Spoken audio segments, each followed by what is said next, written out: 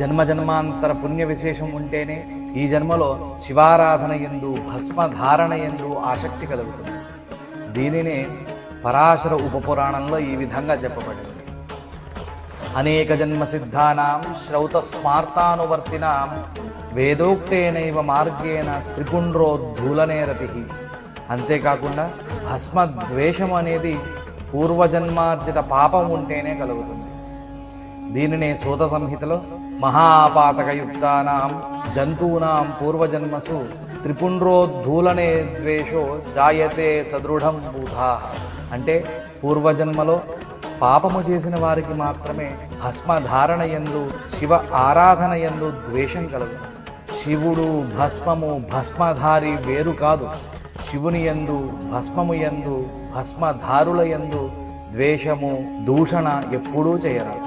ఇవి మహాపాతకములుగా చెప్పబడ్డాయి.